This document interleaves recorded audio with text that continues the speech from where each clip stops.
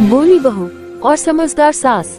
दिल्ली में दो सहेलियां रहती थी और दोनों ही एक दूसरे से बिल्कुल अलग थी। अनामिका को पार्लर जाने का बहुत शौक था।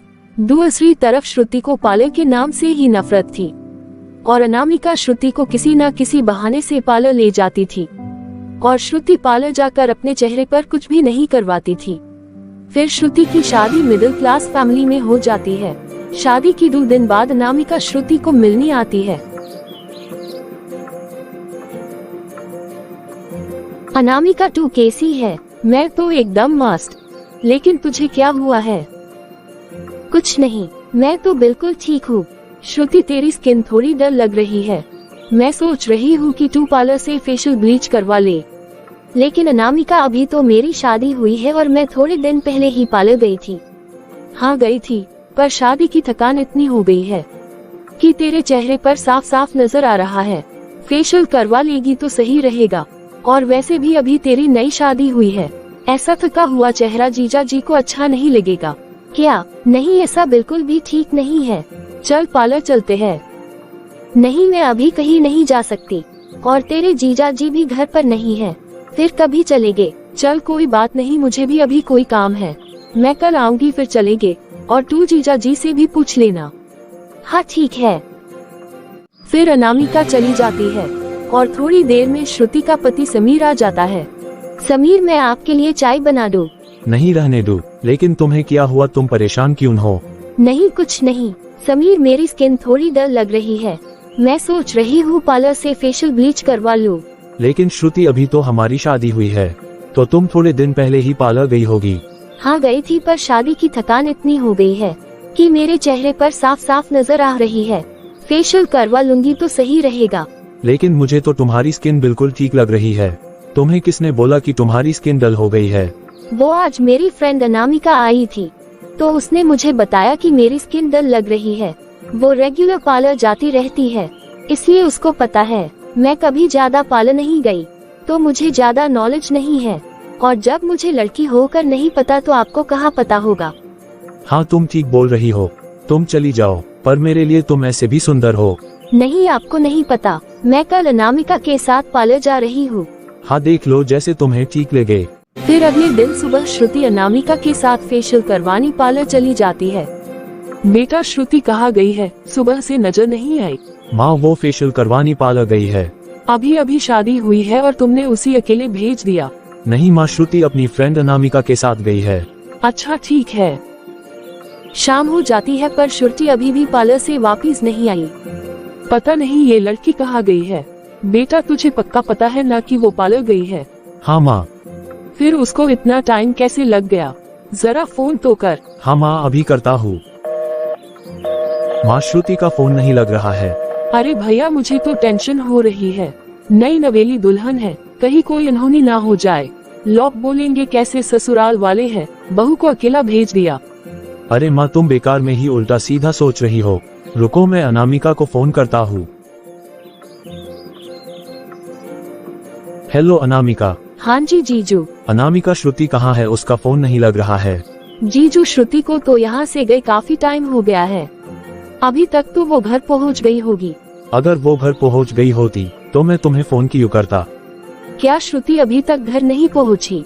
जीजू, कहीं वो किसी मुसीबत में तो नहीं है? तुम जिस पार्लर में गई थी वो कहाँ है? मैं अभी आता हूँ। अरे नहीं जीजू, मैं तो मजाक कर रही थी। आपके सामने तो मैं और श्रुति घर से आए थे। हाँ, वो ही तो मैं सोच रहा था। खैर छोड़ो, श्रुति से बात करवाओ। और उसका फोन क्यों नहीं लग रहा? जीजा जी, वो तो अंदर है, मैं पार्लर के बाहर खड़ी हूँ और पार्लर के अंदर नेटवर्क की प्रॉब्लम है, इसलिए ही उसका फोन नहीं लग रहा होगा। आप घबराओ मत, हम बस थोड़ी देर में आ ही रहे हैं। ठीक है माँ, श्रुति और अनामिका अभी थोड़ी देर में आ रही है। शुक्र है उसको ये याद तो है कि अब वो ससुराल में रहती है, अपने मायके में नहीं। कोई बात नहीं माँ, कभी कभी हो जाता है। क्या कभी कभी? अभी शादी को 2 ही दिन तो हुए हैं। अभी ये हाल है तो बाद में क्या करेगी? कोई बात नहीं माँ, अब आप इतनी छोटी सी बात के लिए अपना मूड मत खराब करो। तू ज्यादा अपनी बीवी की साइड मत ले।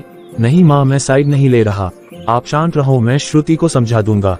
श्रुति और अनामिका पार्लर से घर आ जाते हैं। अरे भैया, आपको किससे मिलना है? सीधा अंदर ही चले आ रहे हो।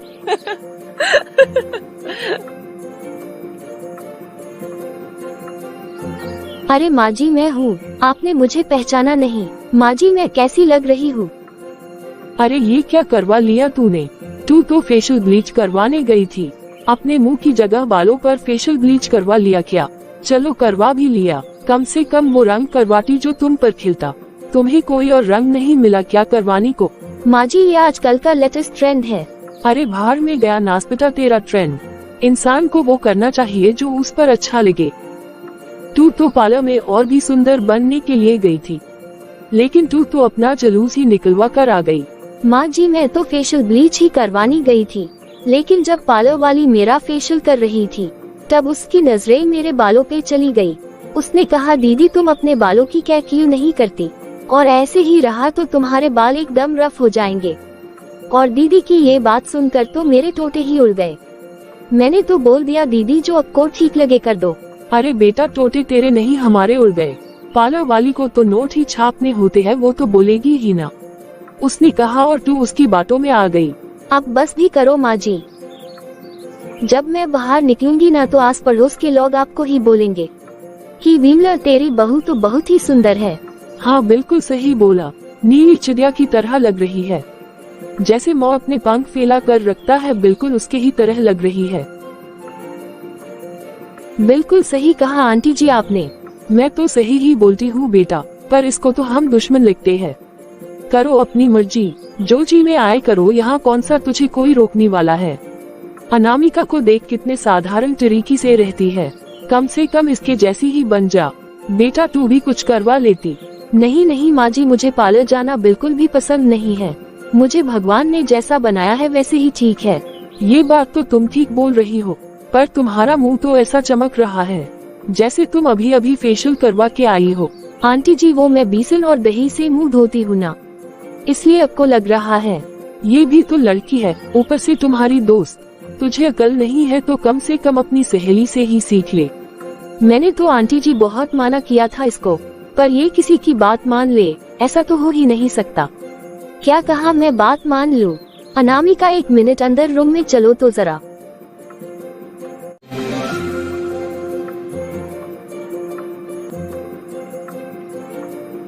अरे श्रुति यार तू इस तरह से मत देख। क्यों क्या हुआ? मुझे तेरे से डर लग रहा है। अच्छा जी अब मेरे से डर लग रहा है। और जब बाहर मेरी सास के सामने जो चापर तेरी जुबान चल रही थी तब तुझे डर नहीं लगा? अरे श्रुति तू कितनी ना समझ और पागल है। अच्छा मेरी सास के सामने मेरी बुराई तू करे और ना समझ और पागल मैं? अरे यार वो तो मैंने तेरी सेल्फ रिस्पेक्ट के लिए किया है। तू तो मेरी सास के सामने अपने नंबर बना रही थी, मेरी इज्जत का फालूदा बनाकर तूने कौन सी भलाई करी? अरे देख, अगर मैं तेरी सास को ये पता चल जाता कि तूने मेरे कहने पर अपने बाल कलर करवाए हैं, तो तेरी सास क्या सोचती? क्या मतलब? तू कहना क्या चाहती है? सीधा सीधा बोल। देखा मैंने सही बोला ना कि तू एकदम नासमझ है। अरे इसका मतलब कि तेरी सास सोचती कि मेरी बहू कैसी है, ये तो अपने डिसीजन खुद नहीं ले सकती। हाँ तुम बात तो सही बोल रही हो। तो और क्या मैं तुम्हारी दोस्त हूँ, दुश्मन कोई हूँ जो तुम्हारा बुरा सोचूंगी? और तू मुझे पर ही शक कर रही है। अच्छा बाबा सॉरी ना, तुझे पता तो है मेरा दिमाग कहाँ इतना चलता है। हाँ बात तो सही है। फिर अनामिका अपने घर चली जाती है और अगली सुबह विमला श्रुति को आवाज लगाती है। श्रुति, ओ श्रुति, अब ये लड़की कहाँ चली गई? हाँ इसके कमरे में देखती हूँ, मैं तुम्हें पूरे घर में ढूंढ रही हूँ और तुम यहाँ हो। माँ जी मैंने आपकी आवाज सुन ली थी, बस मैं आपके पास ही रही थी। अच्छा चलो छोड़ो अब। बेटा आज मन्नू के घर में कीर्तन है, मैं कीर्तन में जा रही हूँ। तू ऐसा कर, जब तक मैं आती हूँ तू घर का सारा काम करके रखियो और रात के लिए सब्जी भी काट लियो, मैं वापिस आकर छोप दूंगी। ठीक है माँ जी। विमला तो कीर्तन में चली जाती है और श्रुति जल्दी से घर का सारा काम करके फ्री होकर बाहर घूमने चली जाती है। अनीता ये कौन है? अरे ये विमला की बहू है। मैं समझी कोई फॉरेन कंट्री से आया है, वही के लोग अजीब गरीब से बनकर घूमते हैं। अरे नहीं नहीं, मुझे तो ये थोड़ी पागल लगती है, जब देखो पार्लर में ही जाकर बैठी रहती है। इसने अपने बालों का क्या हाल कर रखा है। वो ही तो आजकल की बहुएं ऐसी ही तो है। चलो मोहल्ले में एक कार्टून तो आया।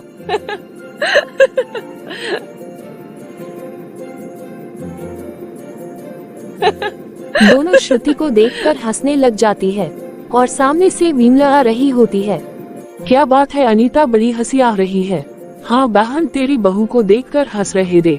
अरे भाई क्यों, ये तो गलत बात है। ऐसे रंग बिरंगे बाल करके घूमेगी तो हंसी तो आएगी ही ना। तूने बड़ी ढील दर रखी है अपनी बहू को। आए दिन पार्लर जाकर बैठी होती है, लोग पार्लर सुंदर दिखनी जाते हैं, ये तो कार्टून बनकर आ जाती है।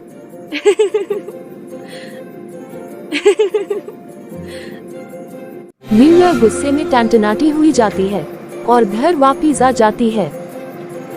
आने दो जरा इसको, शादी को अभी 2 दिन नहीं हुए कि पूरे मोहल्ले में मेरा मजाक बना कर रख दिया। थोड़ी देर में श्रुति भी आ जाती है। अरे ओ श्रुति, तू इन बालों को ठीक करवा ले। मम्मी जी क्या खराबी है मेरे बालों में? अरे सारी जगह ही तेरे बाल है, तूने कलर करवाना ही था तो कोई अच्छा सा करवा लेती। क्यों तू मोरनी बनकर घूम रही है? मम्मी जी आप ऐसे मत बोलो, आप तो मेरे पीछे ही पड़ गई है। मैं तुझे ऐसे नहीं देख सकती। तू अभी के अभी पार्लर जा और अपने बालों को ठीक करवा करा। मम्मी जी आपने तो बोल बोल कर मेरा जीना मुश्किल कर दिया है। ठीक है मैं अभी चली जाती हूँ। चली तो जाना, पर अपने बालों को चुन्नी से ढक कर जाना। श्रुति पार्लर चली जाती है और बालों में दूसरा कलर करवा लेती है। अरे वाह, ये तो और भी सुंदर लग रहे हैं। अब मम्मी जी खुश हो जाएंगी।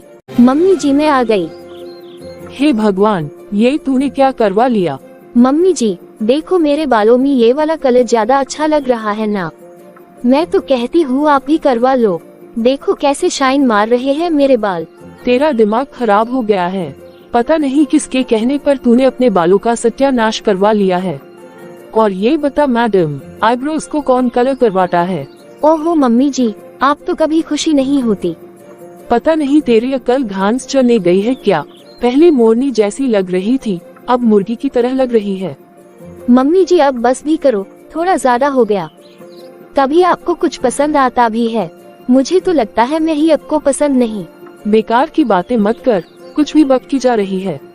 मेरे कितने पैसे खर्च हो गए आपकी चक्कर में, पर आपको एक आंक नहीं भाए। सुबह से इधर उधर जाकर मैं थक गई हूँ। अब मुझे इस टॉपिक पर कोई बात ही नहीं करनी। मैं अपने कमरे में जा रही हूँ। फिर श्रुति अपने कमरे में आकर सो जाती है और सुबह जब सोकर उठती है तो बहुत जोरों से रोने लग जाती है। क्या हुआ श्रुति, तुम ठीक तो हो? समीर मेरे बाल देखो। हाँ देखा मैंने। अरे मैं वो नहीं बोल रही। मैं अभी सोकर उठी तो मैंने देखा कि मेरे बाल झड़ रहे हैं। अरे हाँ, तुम्हारे तो काफी सारे बाल निकल गए। ऐसा ही रहा तो तुम जल्दी गंजी हो जाओगी। ये आप क्या बोल रहे हैं? एक तो मेरे इतने बाल निकल गए और आपको मजाक सूझ रहा है। श्रुति की आवाज सुनकर विमला भी उनके कमरे में आ जाती है। अरे क्या हुआ बहू? मम्मी जी मेरे बाल झड़ रहे हैं, देखाओ जरा। श्रुति तुम्हारे सिर्फ बाल ही नहीं झड़ रहे, तुम्हारे तो बाल भी सफेद हो रहे हैं। क्या ये नहीं हो सकता? और करो बालों में कलर। मैंने तो पहले ही कहा था, क्या जरूरत थी ये सब करवाने की? वैसे तो तुम बड़ी समझदार बनती हो, तुम्हें नहीं पता ऐसे कलर्स में केमिकल होते हैं। और तुमने तो एक बार नहीं 2 बार करवा लिया। अब मुझ पर गुस्सा ही करते रहोगे कि इसका कोई हल भी निकालोगे? देख बेटा, तू अभी के अभी पार्लर जा और सारा कलर निकलवा करा। मैं तेरे लिए हर्बल मेहंदी भिगो देती हूँ और घर का बना हुआ रीठा आंवला शिकाकाई का शैम्पू बना देती हूँ। तू टेंशन मत ले, सब ठीक हो जाएगा। श्रुति अपनी सास की बात मानकर पार्लर चली जाती है और सारा कलर निकलवा लेती है। माँ जी देखो मेरे बाल। आ गई बेटा, अब देख कितनी सुंदर लग रही है। सच में मम्मी जी? और क्या बहू, अब मोहल्ले वाले बोलेंगे विमला तेरी बहू तो कितनी सुंदर है। पर मम्मी जी मेरे बाल तो खराब हो गए, कितने सफेद और रफ हो गए। कोई बात नहीं, मैं हूँ ना, घर का बना हुआ तेल, शैम्पू और मेहंदी लगाकर सही कर दूंगी। थैंक यू मम्मी जी, आप नहीं होती तो मेरा क्या होता। मम्मी जी मुझे माफ कर दो, मैंने आपकी बात नहीं मानी। मैं कभी भी पार्लर नहीं जाती थी, शादी के बाद और भी सुंदर दिखने के लिए मैंने ऐसा किया। बहू तू तो ऐसे ही अच्छी लगती है, फिर भी मन करे तो घर के नुस्खों से अपने आप को सुंदर बना सकती है। और वैसे भी ये सब तो बाहरी खूबसूरती है, इंसान में अंदरूनी खूबसूरती होना जरूरी है। अब तू मस्त रह, तुझे अपनी गलती का एहसास हुआ वही बहुत है।